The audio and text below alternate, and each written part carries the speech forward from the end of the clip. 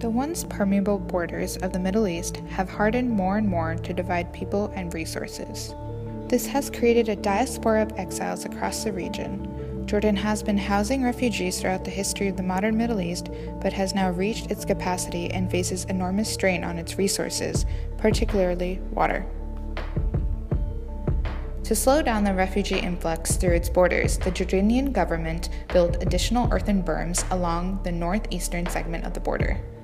Currently, there are 2 berms along the edges of the 1916 Sykes-Picot Jordan-Syria borderline.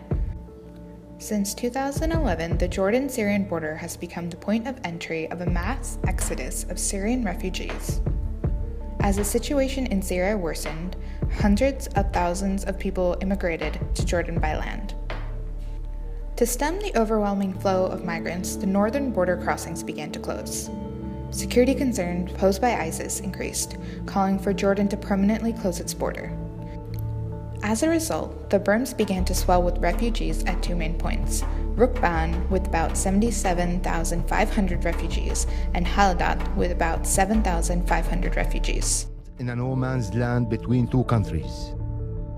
These Syrians are desperate to escape the so-called Islamic State, but Jordan has shut them out.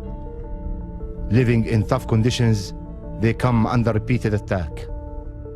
But still, the numbers grow. A few hundred meters is all that stands between the Syrians and safety here in Jordan. But having suffered a number of attacks themselves, Jordanians say opening the borders is simply too risky. والله أنا إلي ناس على الساتر وإنا قرايبين وطلعوا من شدة القصف من البلد وإجوا من مهين ومن حوارين ومن القريتين ومن جيرود إجانا ناس كتير على الساتر هي وهلأ لسه ما دخلوا. الأرض هنا العبارة ساتر هو ترابي محطوط مثل السكر هيك ترابي والأرض صحراء قحرة ما فيها شيء. فيها العقارب، فيها الحيايا، فيها الحشرات، فيها الوحوش. A line flanked by the aforementioned berms creates a 7-kilometer wide no man's land. The southern berm delineates the official point of entry into Jordan.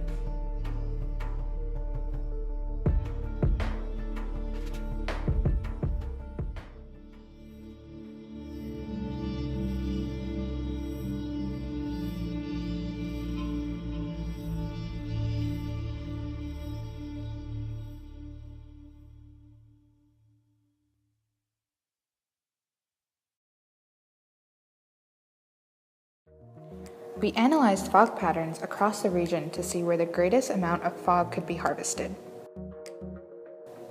Fog is produced when the heat absorbed by the Earth during the day is released into the atmosphere during night, mixing in with cool wind. The greater the temperature difference, the greater the amount of fog. Mesh is used to capture the water molecules in the fog. Water droplets collect on the mesh through hydrophobic and hydrophilic processes as they run downwards and drip into a gutter at the bottom of the net.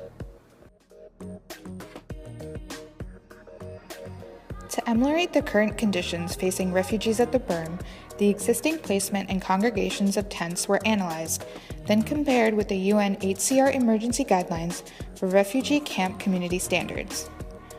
Each berm cluster will consist approximately of 40 families, roughly 200 people, arranged that is serviced by combinations of fog towers that can collect 800 to 2,000 liters daily and shaded fog wells that can collect around 500 liters a day. The site is transformed through a phasing strategy. The puncturing of the berm using on-site tractors to allow resources entrance. Tractors begin creating a key line from berm to plant, allowing water to channel from the cluster into the permaculture.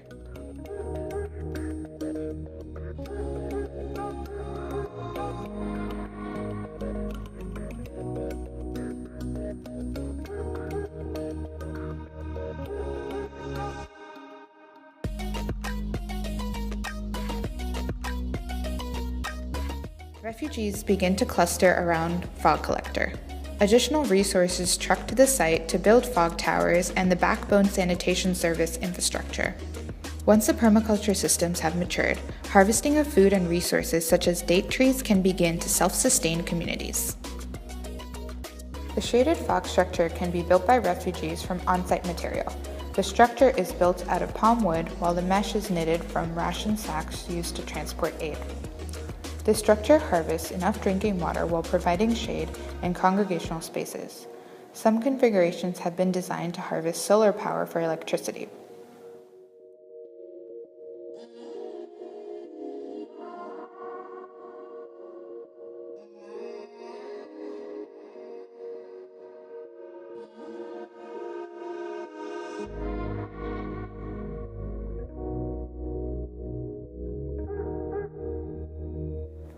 The large fog tower is built similarly but has the ability to harvest more water.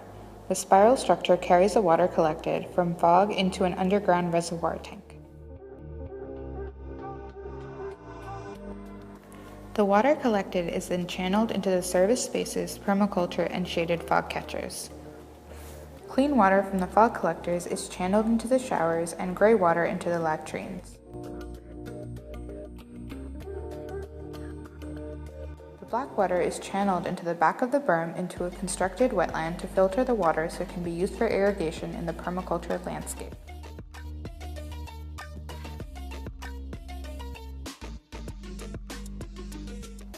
The Jordan Response Plan for Syrian Crisis has received aid from organizations to provide resources to Syrian refugees.